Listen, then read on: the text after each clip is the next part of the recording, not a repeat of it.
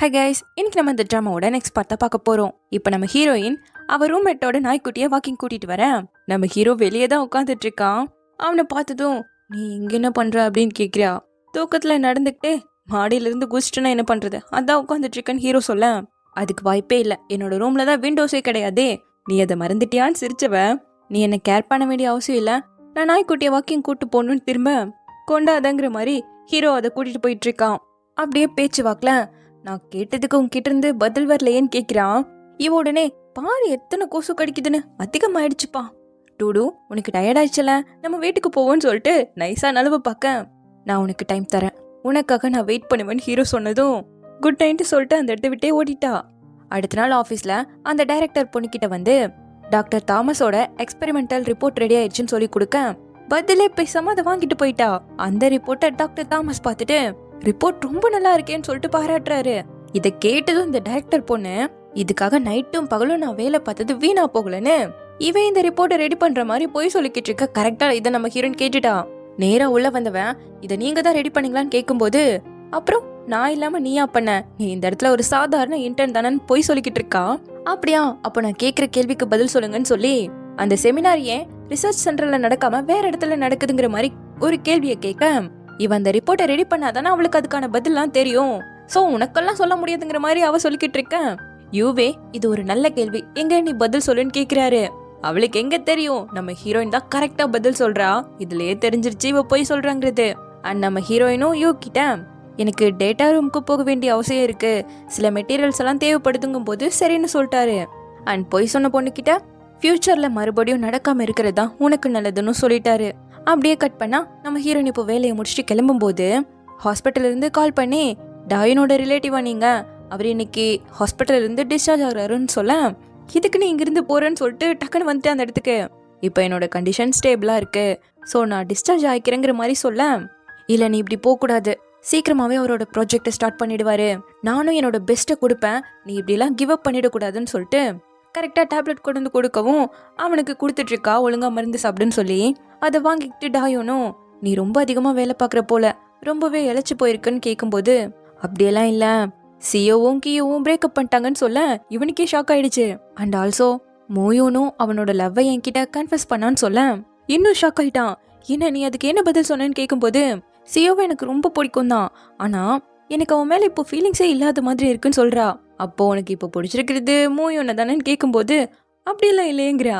நீங்க ஏன் நல்லா யோசிச்சு பார்த்தானா தெரியும், அவனை நீ டிஃப்ரெண்டாக தான் ட்ரீட் பண்றேன், அவனோட லவ் அவன் ஃப்ராங்கா சொல்லிட்டான், நீ தான் சொல்லாம இருக்கன்னு சொன்னதும் நீ எதோ பேசிட்டு இருக்க, நானும் கிளம்புறேன், நீயும் ரெஸ்ட் எடுக்கணும், இன்னொரு டைம் ஓடி போக மட்டும் ட்ரை பண்ணக்கூடாதுன்னு சொல்லிட்டு கிளம்ப.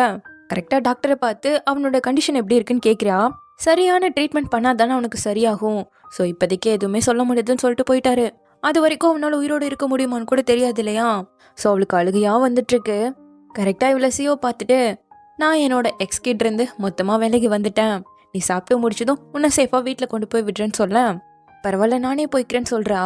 என்னோட கொஞ்சம் பேசு, இது என்னோட ஃபர்ஸ்ட் பிரேக்கப், இதுவரை எனக்கு எக்ஸ்பீரியன்ஸே இல்லைன்னு சொல்லி கேட்க ஃபுட்டை நிறைய ஆர்டர் பண்ணி அவனுக்கும் கொடுக்குறா. இது என்னோட சீக்ரெட் வெப்பன், நிறைய சாப்பிட்டேன்னா கொஞ்சம் பெட்டரா ஃபீல் பண்ணுவேன்னு சொல்லிட்டு அவனுக்கு கொடுக்குறா. பாவசியோ அவளை ரொம்ப உண்மையா லவ் பண்ணியிருக்கான், இப்படி அவ ஏமாத்திட்டு போனதை அவனால ஏத்துக்க முடியாம தான் ரொம்ப கஷ்டப்படுறான். இப்போ முடிச்சுட்டு கிளம்பும் போது நம்ம ஹீரோயினை கூப்பிட்டு என்னை ஒரு முறை விரும்பினதுக்கு ரொம்ப தேங்க்யூ, அண்ட் சோகத்துல இருக்கும்போது எனக்கு ஒரு துணையா இருந்ததுக்கும் ரொம்ப நன்றின்னு சொல்ல நம்ம தான் ஃப்ரெண்ட்ஸ் ஆச்சே, இதெல்லாம் சொல்ல வேணாம்னு ஹீரோயின் சொல்றா. அப்போ அவன் உன்னை ஒரு முறை நான் ஹக் பண்ணிக்குவான்னு கேட்டு அவளை ஹக் பண்ணும்போது ஹீரோ இப்போ ப்ரொபோஸ் பண்ணதான் அவளுக்கு ஞாபகம் வருது. ஏன்னா இவன் மேல இவளுக்கு சுத்தமா ஃபீலிங்ஸே போயிடுச்சு. பட் இவங்க ரெண்டு பேரும் இப்படி ஹக் பண்ணிட்டு இருக்கிறத ஓயாங் ஃப்ரெண்டு போட்டோ எடுத்துட்டு போயிட்டா, அது இவங்க ரெண்டு பேருக்கும் தெரியாது இல்லையா. சரி ஓகே நான் போயிட்டு வரேங்கிற மாதிரி நம்ம ஹீரோயின் கிளம்ப. அப்போ ஹீரோவோட பொம்மையே தெரியாம கீழே போட்டு போயிட்டா, அதை நம்ம சியோ எடுத்துக்கிட்டு போறான். வீட்டுக்கு வந்து பார்க்கவும் தான் இவளுக்கு பொம்மை காணுங்கிற விஷயமே தெரிய வருது. இப்போ அடுத்த நாள் ஹீரோவும் சியோவும் விளையாட்டு வந்து உட்காந்துருக்கும் போது சியோ அவன் டவலை பேக்ல இருந்து எடுக்க கரெக்டா நம்ம ஹீரோயினோட பொம்மை கீழே விழுகுது. அதை எடுத்து பார்த்துட்டு இது எப்படி உன்கிட்ட வந்துச்சுன்னு கேட்க நேத்து எதர்ச்சியா நான் நீயான மீட் பண்ண, அப்பதான் இந்த பொம்மையை அவ விட்டுட்டு போயிட்டான், சோ நான் அதை எடுத்து வச்சிருக்கேன்னு சொல்ல ஹீரோக்கு ரொம்ப டென்ஷன் ஆகுது. பரவாயில்ல நானே இதை அவகிட்ட கொடுத்துக்கிறேன்னு சொல்லிட்டு எழுந்து போயிட்டான். அப்படியே இங்க நம்ம லூசியை காட்ட அவ ஹிஸ்டாரிக்கல் கெட்டப் போட்டுட்டு லைவ் பண்ணிக்கிட்டு இருக்கா. அப்ப கூட லிண்டி விடாம ட்ரை பண்ணிக்கிட்டு தான் இருக்கா. என்ன இவதான் இன்னும் கரெக்ட் ஆக மாட்டேங்கிறா. அப்ப கரெக்டா நம்ம ஹீரோயின் வர 2 பேரும் வெளியே கிளம்பி வந்துட்டாங்க. அப்ப நம்ம ஹீரோயின் கையில இருக்க வாட்ச பார்த்துட்டு இத மோயும் தானே எனக்கு கொடுத்தான்னு கரெக்டா கேக்குறா. ஆமா ஆமான்னு சொல்லும் போது இத கிட்டத்தட்ட 100 டைம்க்கு மேல எக்ஸ்பெரிமெண்ட் பண்ணி தான் கண்டுபிடிச்சிருக்கானாமா. அப்ப அது உனக்காகவே தானே அவன் செஞ்சிருக்கான். இத கேட்கும் போதே உனக்கு எப்படி ஃபீல் ஆகுது? என்ன டச் ஆயிடுச்சுல்லன்னு கேட்க பதிலே பேசாம முழிச்சுக்கிட்டு இருக்கா. உனக்கு பிடிக்கலன்னா என்கிட்ட வேணா கொடுத்துருடி, நான் வச்சுக்கிறேன்னு கேட்க இரு நான் வாஷ்ரூம் போயிட்டு வந்துருன்னு சொல்லிட்டு எழுந்து ஓடிட்டா. அப்படியேங்க நம்ம ஹீரோவை காட்ட அவ நம்ம ஹீரோனோட ரூமுக்கு தான் வரா. என்ன பண்ணான்னு தெரியல. ரூம்மேட் பொண்ணு கிட்ட நம்பரை வாங்கிக்கிட்டு அவளுக்கு ஏதாச்சுன்னா எனக்கு கான்டாக்ட் பண்ணுங்கிற மாதிரி சொல்லிட்டு கிளம்பிட்டான். இப்ப நம்ம ஹீரோயின் வந்து பாக்க இவளோட ரூம்ல விண்டோ இல்லையா, அதுக்கு பதிலா ஒரு பெயிண்டிங்க மாட்டிருக்கான். கீழே அந்த பொம்மைய திரும்பவும் தொலைச்சிடாதுன்னு எழுதி வச்சுக்கிட்டு போயிருக்கான். இப்ப அதை பார்த்துட்டு சரின்னு அவனுக்கு தேங்க்யூன்னு மெசேஜ் பண்ணவன் அவனோட அக்கௌண்ட் ஓபன் பண்ணி பார்த்தா இன்னைக்கும் அந்த ஃபுல்காக தான் வெயிட் பண்ணிட்டு இருக்கான்னு சொல்லிட்டு ஒரு போஸ்ட் போட்டிருக்கான். ஹீரோவும் அந்த பெஞ்ச்லயே உட்காந்து வேலை பார்த்துட்டு இருக்கான். பாவ பையனுக்கு குளிர் வேற அடிக்குது, எப்படி அப்படியே விட முடியும்? ஸோ அவனுக்கு ஒரு ஷாலை கொண்டு வந்து போத்தி விட்டுட்டு இங்க நீ என்ன பண்ணிட்டு இருக்கன்னு கேட்குறான். புதுசா இந்த இடத்துல வாட்ச்மேன் வேலைக்கு சேர்ந்துருக்கியாடான்னு வேற கேட்க இந்த பெஞ்ச் கம்ஃபர்டபுளா இருக்கு, எனக்கு இந்த இடம் பிடிச்சிருக்குன்னு ஹீரோ சொல்றான். சீக்கிரமா வீட்டுக்கு போ, இன்னும் குளிர் அதிகமாயிடும், அப்புறம் உனக்கு உடம்பு சரியில்லைன்னா பாக்குறதுக்கு ஆளே இருக்க மாட்டாங்கன்னு சொல்ல. அப்ப எனக்கு உடம்பு சரியில்லைனா கூட நீ என்ன தொடர்ந்து இக்னோர் தான் பண்ணுவியான்னு கேக்குறான். நான் நல்லாதான்ப்பா இருக்குன்னு சொல்லிட்டு பக்கத்துல வந்து உட்காந்துட்டு பாத்தியா இந்த வாட்ச போட்டிருக்க வர இது என்ன ப்ரொடெக்ட் பண்ணும்ல, நீ கவலைப்படாம போயிட்டு வானதும் அவனோட ஷால் எடுத்து அவளுக்கும் சேர்த்து போத்தி விட்டுட்டு நான் கவலைப்படுவேன், நான் உன்னை பக்கத்துல இருந்து பாத்துக்கிட்டா மட்டும்தான் என்னால நிம்மதியா இருக்க முடியும்னு சொல்றான். இவனை இவ்வளவு கிட்டத்துல பார்க்கவும் இவளுக்கு ரொம்ப ஒரு மாதிரியா இருக்கு. சோ டக்குன்னு எழுந்து சீக்கிரம் வீட்டுக்கு போங்கிறான். சரி சரி போறேன்னு சொன்னவன் அவ கிட்ட வந்து நாளைக்கும் திரும்ப வருவேன்னு சொன்னதும் எஸ்கேப் ஆகலான்னு பார்க்கும்போது கரெக்டா ஸ்லிப்பர் பழி வாங்கி விட்டுருச்சு. அதை எடுக்க வந்தா அவனே காலை பிடிச்சு போட்டு விடுறான். போ நீ என்ன வேணா பண்ணிக்கோன்னு சொல்லி அந்த இடத்த விட்டு வேகமா ஓடி வந்துவன் மறைவான இடத்துல நின்றுட்டு அவளுக்கு ரொம்ப நர்வஸா இருக்கு. அப்படியே லைட்டா எட்டி பார்த்தவன் சந்தோஷமா ரூமுக்கு கிளம்பிட்டான். இவனும் இங்க அந்த இடத்த விட்டு போகாம பெஞ்ச்லயே உட்காந்து வேலை பார்க்க ஆரம்பிச்சிட்டான். அப்படியே இந்த பக்கம் யூவா காட்ட டேட்டா ரூமோட சிசிடிவி ஃபுட்டேஜ அந்த டைரக்டர் பொண்ணுகிட்ட அனுப்பி விட சொல்லி அதுல நம்ம ஹீரோயினை பார்த்து சிரிச்சுக்கிட்டே ஒர்க் அவுட் பண்ணிக்கிட்டு இருக்கான். அப்ப நம்ம ஹீரோயின் அந்த கான்ட்ராக்ட் பேப்பரை போய் பார்த்துட்டு இருக்கிற விஷயத்த இவன் கண்டுபிடிச்சிட்டான். அடுத்த நாள் நம்ம ஹீரோயின் காலேஜ்ல என்னோட ஃப்ரெண்ட் டைலேட்டட் கார்டியோ மயோபதியால கஷ்டப்பட்டுட்டு இருக்கான், ஸோ அதுக்கான மருந்து கண்டுபிடிக்கிறதுக்கான ரிசர்ச்ல நானுமே இருக்கேன்னு சொல்லி அதை பத்தி இருக்கக்கூடிய எல்லா டீட்டெயில்ஸையும் அவளோட ஸ்டூடெண்ட் கிட்ட ஷேர் பண்றான். இதை பார்த்து நம்ம ஹீரோ சந்தோஷத்தோட கிளம்ப லூசி வந்து எனக்கு பயங்கரமான ஃப்ரெண்டு தாண்டி கிடைச்சிருக்கான்னு சொன்னவன் அவளுக்கு ஒரு மாடல் தேவைப்படுறாங்களாமா. ஸோ நம்ம ஹீரோயினை போட்டு கெஞ்சுறா. சாரிடி எனக்கு ஆஃபீஸ்க்கு போகணும் நேரமாச்சுன்னு சொல்லிட்டு ஓடி வரும்போது கரெக்டா ஹீரோவை இடிச்சிட்டான். அவனையே பார்த்துவன் அவன்கிட்ட எதுவுமே பேசாம அங்கிருந்து ஓட பார்க்க அவன் பின்னாடியே வந்து அவளை பிடிச்சி எதுக்காக ஓட பாக்குறேன்னு கேட்கிறான். இப்போ உனக்கு என்னதான் வேணும்னு இவ கேட்டா அவளை பிடிச்சி உட்கார வச்சுட்டு அவளுக்காகவே டிஷ் பண்ணிருப்பான் போல கேஃபட்டீரியால சும்மா கொடுத்தாங்கன்னு கொடுத்தா வேணான்னு கொடுக்குறான். சாப்பிட்டு தான் கிளம்பணும்னு கொடுத்தா லேட் ஆயிடுச்சு சேலரியில கட் பண்ணிடுவாங்கன்னு சொன்னா நான் அதை உனக்கு 3 மடங்கா தரேன்னு சொல்லிட்டு பிடிவாதமா கொடுக்குறான். என்ன எப்படி இருக்குன்னு அவ சாப்பிட்டு பார்க்கும்போது கேட்க பரவாயில்ல நல்லாதான் இருக்குன்னு சொல்லவும் அவளோட தலையை கியூட்டா தட்டி கொடுத்துட்டு சாப்ஸ்டிக் எடுத்து அவளுக்கு கூட்டி விட்டுட்டு இருக்கான். முடிச்சுட்டு வேக வேகமா கிளம்ப நான் உன்னை டிராப் பண்றேன்னு சொன்னா கூட நானே போய்ப்பேன்னு சொல்லிட்டு கிளம்பிட்டான். இதை கூட ஓயாங் ஃப்ரெண்டு போட்டோ எடுத்து அவளுக்கு தான் அனுப்பி விட்டுட்டு இருக்கான். இதை பார்த்து கடுப்பானவன் ஆட்டோமேட்டிக்கா இன்னொரு பிளானை போடுவாளாச்சே. ஸோ அந்த டைரக்டர் பொண்ணுக்கு தான் கால் பண்றா. இங்க நம்ம ஹீரோயினை காட்ட டேட்டா ரூம்க்கு வந்து அந்த கான்ட்ராக்ட் பேப்பர் இங்க தானே இருந்ததுன்னு தேடும்போது அது அந்த இடத்துல இல்ல. பார்த்தா யூ அதை எடுத்து வச்சுட்டாரு போல. இது தெரியாம நம்ம ஹீரோயின் உட்காந்து வேலை பார்த்துட்டு இருக்கேன். டைரக்டர் பொண்ணு வந்து என்னோட கார்ல டாக்குமெண்ட்ஸ் இருக்கு, எனக்கு இப்போ மீட்டிங், ஸோ நீ தான் எடுத்துட்டு வரணும்னு சொல்லிட்டு கொடுத்து அனுப்புறா. நம்ம ஹீரோயினும் பார்க்கிங் லாட்ல வந்து ஃபுல்லா ஒவ்வொரு காரா தேடி பார்த்தாலும் கிடைக்கவே இல்லை. ஸோ இது அந்த பொண்ணுகிட்ட வந்து சொன்னா எனக்கே இப்பதான் ஞாபகம் வந்தது, இன்னைக்கு நான் டிரைவ் பண்ணிட்டே வரலங்கிற மாதிரி சொல்லுவாளாம். இதுல கரெக்டான டாக்குமெண்ட்டை நீ தானே எடுத்துட்டு வந்து கொடுக்கணுங்கிற மாதிரி நம்ம ஹீரோனை போட்டு திட்ட இவளுக்கு செம்ம டென்ஷன் ஆயிடுச்சு. உங்களோட டாக்குமெண்ட் எல்லாம் எடுத்துட்டு வந்து கொடுக்கறது என்னோட வேலை கிடையாதுன்னு சொல்லிட்டு திருப்பி திட்டிட்டு இருக்க. அப்பயோ இதை பார்த்துட்டு ஒரு நிமிஷம் வான்னு சொல்லிட்டு அவனோட ஆஃபீஸ்க்கு கூட்டிட்டு வரான். அவளுக்கு அழகான ஜுவல்லரி அண்ட் சூப்பரான ட்ரெஸ் எல்லாம் வாங்கி கொடுத்து இன்னைக்கு நைட் டின்னர் பார்ட்டியில நீ என்னோட பார்ட்னரா இருக்கணும்னு கேட்கிறான். பட் நம்ம ஹீரோயினோ எனக்கு ஆல்ரெடி தாமஸ் ப்ராஜெக்ட்லேயே வேலை இருக்கு அண்ட் என்னோட ஃப்ரெண்டையும் கொஞ்சம் பார்த்துக்கணும், வர முடியாதுன்னு சொல்ல இட்ஸ் ஓகே உனக்கு ரிஜெக்ட் பண்றதுக்கு எல்லா உரிமையும் இருக்குன்னு சொல்லி அனுப்பி விட்டுட்டாரு. கொஞ்சம் கஷ்டமா தான் இருக்கு. இப்படி இங்க நடந்த எல்லா விஷயத்தையும் டைரக்டர் பொண்ணு தெரிஞ்சுக்கிட்டு ஓயாங் கிட்ட சொல்லிக்கிட்டு இருக்கேன். அவ எங்க அண்ணனைய ரிஜெக்ட் பண்றாளா, ஓவரா தான் பண்றாங்கிற மாதிரி யோசிக்கிறா. இங்க நம்ம ஹீரோயின் வீட்டுக்கு வந்துட்டு ஹீரோ எப்பவும் பெஞ்ச்ல வெயிட் பண்ணிட்டு இருப்பான்ல, இன்னைக்கு அவன் வரல. இவளுக்கு கோவம் வருது. இருந்தாலும் பரவாயில்ல போ, வராதும் நல்லதுதாங்கிற மாதிரி சொல்லிக்கிட்டு இருக்கா. அவனுக்கு இங்க என்ன பிரச்சனையோ தெரியல. பட் அந்த ஓயாங் பொண்ணு நம்ம ஹீரோயினும் சியோவும் ஹக் பண்ணிட்டு இருந்த போட்டோவை இவனுக்கு சென்ட் பண்ணி விட்டுட்டான். ஸோ நைட் பசங்களோட சாப்பிட வந்தவன் அதிகமாக அதை நினச்சி குடிக்க ஆரம்பிச்சிட்டான். ஹீரோயினும் இவனோட லவ் அக்செப்ட் பண்ணல இல்லையா. ஸோ நிஜமாவே அவங்க 2 பேரும் லவ் பண்ண ஆரம்பிச்சிட்டாங்களோன்னு நினச்சிட்டான் போல. இவன் அதிகமாக குடிக்கிறத பார்த்துட்டு லூசி வேற அதிகமாக குடிச்சுக்கிட்டு இருக்கா. பட் இவளையே நினச்சி வாடிட்டு இருக்க லிண்டியால இதெல்லாம் எப்படி பார்க்க முடியும்? கொஞ்சம் ஒழுங்கா நடந்துக்கிறியா? நம்ம ஆல்ரெடி டேட் பண்ணிருக்கோன்னு சொல்ல. அதே இப்போ நடந்தது, என்ன லூசு மாதிரி பேசுறேங்கிறா. லாஸ்ட் டைம் நான் உனக்கு மாடலா கூட இருந்தேன்ல, அது டேட் தானங்கும் போது நான் உன்னை சும்மா பேக்கப் ஆப்ஷனா வச்சிருந்தேன். நீ வந்து அதுக்கு நான் ஒன்றும் பண்ண முடியாது. இதெல்லாம் டேட்டே கிடையாதுன்னு சொல்லிட்டு இருக்கான். இவளை தேடி தேடி வர பையனை கண்டுக்கவே மாட்டா. இவளை சுத்தமா கண்டுக்காத பையன் கிட்டதா இவ தேடி தேடி போய்கிட்டு இருக்கா. என்ன நீ என்னோட சண்டை போட்டுக்கிட்டியா? என்கிட்ட உண்மையை சொல்லு, உனக்கு அவளை பிடிச்சிருக்குதானு சொல்லி கேட்டுட்டா. அதுக்கு ஹீரோ பதில் எதுவுமே பேசல. இதுக்கு எதுக்காக வைக்கப்படுற? உனக்கு பிடிச்சது யாரா இருந்தாலும் நீ தாராளமா விரும்பலாம். எனக்கு உன்னை பிடிக்கும், ஆனா உன்னை விட எனக்கு நியானதான் அதிகமா பிடிக்கும். ஒருவேளை உனக்கு நியான பிடிச்சிருக்குன்னா அதுக்கு மேல இனிமேல் நான் உன்னை விரும்ப மாட்டேன்னு சொல்லிட்டு கண்ணெல்லாம் கலங்கிடுச்சு பிள்ளைக்கு. இதை கேட்ட லிண்டியும் யாருக்கு யாரை பிடிக்குது, யாருக்கு யாரை பிடிக்கல, எனக்கு ஒண்ணுமே புரியலன்னு கேட்க கொஞ்சம் அந்த பக்கம் போறியாடான்ட்டு உட்காந்துக்கிட்டு இருக்கா. இதுல எழுந்து போற ஹீரோவை அந்த லிண்டி வேற பிடிச்சி வச்சுக்கிட்டு என்னோட போட்டிக்கு வரையா, யார் அதிகமா குடிக்கிறாங்கன்னு பாப்போமாடான்னு வேற கேட்டுட்டு இருக்கான். ஸோ 2 பேரும் மாறி மாறி குடிச்சதுல ஹீரோ மட்டையாயிட்டான். பட் லிண்டி இன்னும் ஸ்ட்ராங்கா தான் உட்காந்துட்டு இருக்கான். ஏய் இங்க பாரு லூசி, நான் தான் வின் பண்ணேன்னு வேற அவளை கூப்பிட்டு கட்டேன். இவன் போட்டிக்கு முன்னாடியே நிறைய குடிச்சிட்டான்டா. ஸோ இதெல்லாம் வின்னு கணக்காகாதுன்னு சொல்ல.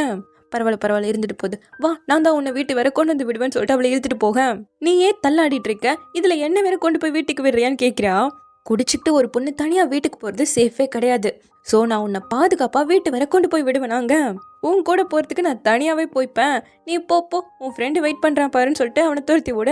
அப்ப கூட பையன், ஏய் இங்க பாரு லூசி, நான் உன்னை லவ் பண்றேன், இங்க பாரு நான் உன்னை லவ் பண்றேன்னு சொல்ல. இப்பதான் இவளுக்கு எங்கேயோ டச் ஆகுற மாதிரியே ஃபீல் ஆகுது. கொஞ்சம் கண்ணெல்லாம் கூட கலங்கிடுச்சு. நியான்காக மட்டும்தான் நீ வீடு போய் சேரணும்னே ஆசைப்படுறேன்னு சொல்லிட்டு நம்ம ஹீரோ ஃபுல் போதையில ஹீரோயினையே தான் கூப்பிட்டுட்டு இருக்கானா. ஸோ அவளுக்கு வீடியோ காலை போட்டு விட்டுட்டு, இங்க பாரு இவனை எப்படி பிடிச்சிருக்கான்னு சொல்லிட்டு தொட்டு தொட்டு காட்டிட்டு இருக்கேன். இவன் லூசியை நம்ம ஹீரோயினை நினைச்சுக்கிட்டு அவ கையை பிடிச்சிக்கிட்டு, எதுக்காக நீ சியோவை ஹக் பண்ணுன்னு சொல்லிட்டு அப்படியே அவன் திரும்ப மயங்கிட்டான்.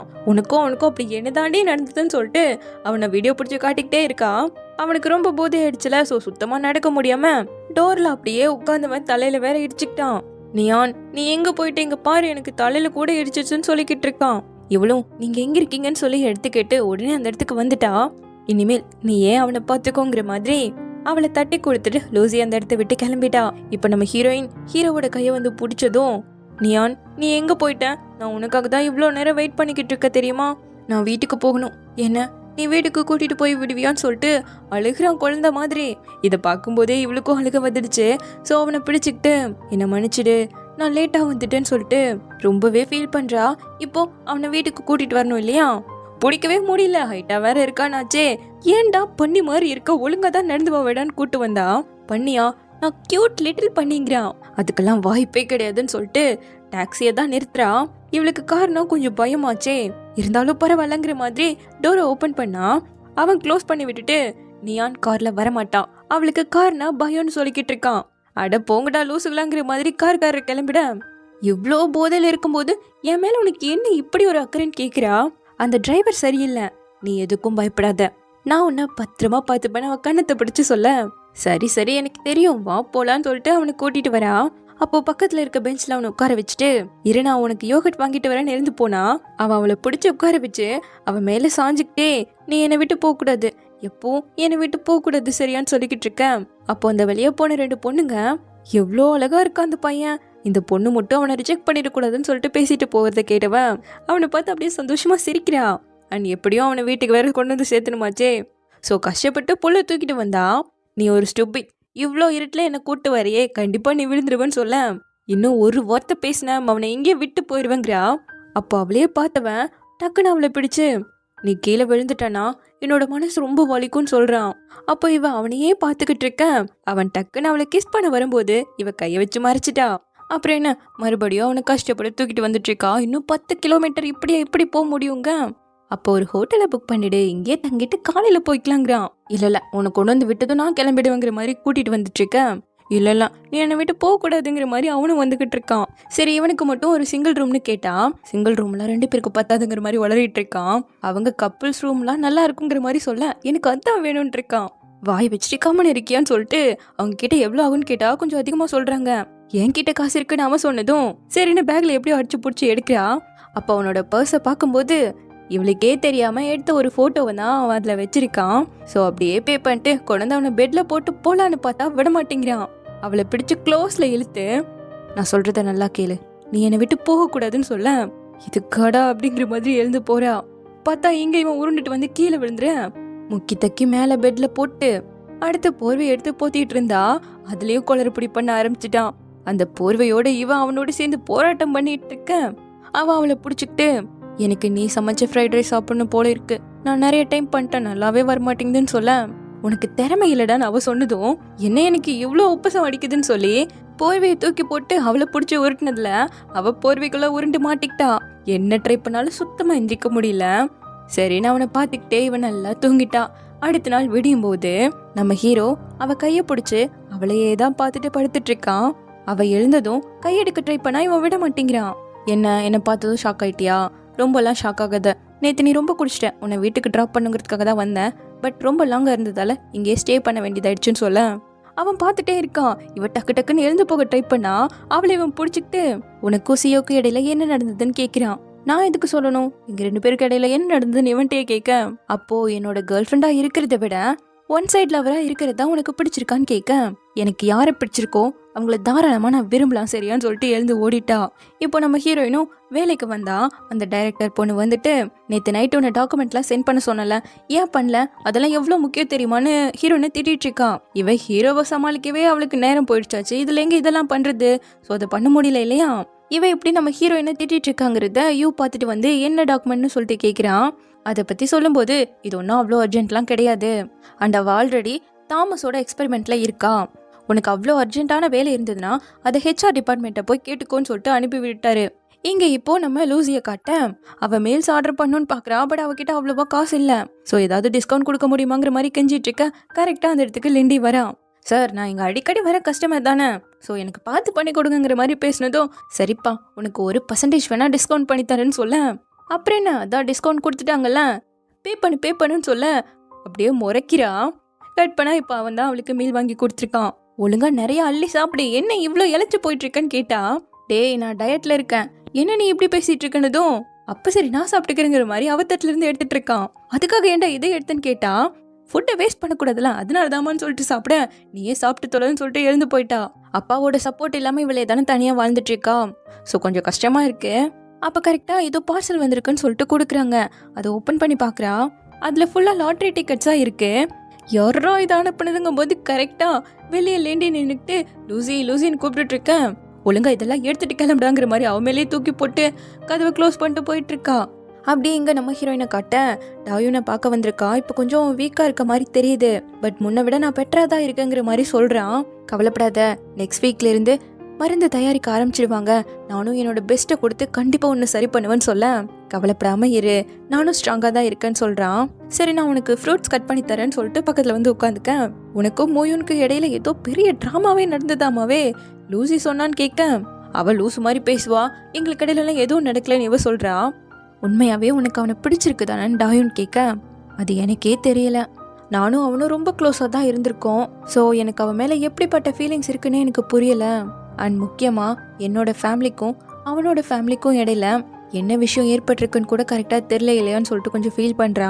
உன்னை நீயே ரொம்ப கஷ்டப்படுத்திக்காத, ஒருவேளை உன்னோட பேரண்ட்ஸ் உயிரோடு இருந்திருந்தா கூட நீ சந்தோஷமாக இருக்கணும்னு தான் ஆசைப்படுவாங்க. ஸோ நீ ரொம்ப போட்டு குழப்பிக்காதன்னு சொல்லும்போது கண்டிப்பான்னு சொல்லிட்டு ஃப்ரூட்ஸில் பிக் மாதிரியெல்லாம் செஞ்சு காட்டி அவனை சிரிக்க வச்சுக்கிட்டு இருக்கா. அப்படியே இப்போ இந்த பக்கம் ஓயாங்க காட்ட அவங்க அண்ணா டாக்குமெண்ட்ஸை பார்த்துட்டு அங்கேருந்து கிளம்பும்போது அவருக்கு தெரியாமல் இவ உள்ள வந்து சில ஃபோட்டோஸ்லாம் எடுத்துக்கிட்டு சிஸ்டம் ஆன் பண்ணி பார்க்குறா. அதில் நம்ம ஹீரோயின் டேட்டா ரூமில் கான்ட்ராக்ட் எல்லாம் செக் பண்ணி பார்த்துருப்பாள்ல, அந்த ஃபுட்டேஜை பார்த்துட்டு போகிறா. ஸோ இப்படியே இந்த பார்ட் முடியுது. சீக்கிரமாகவே இதனோட நெக்ஸ்ட் பார்ட்டில் வந்து பார்க்குறேன். தேங்க்யூ.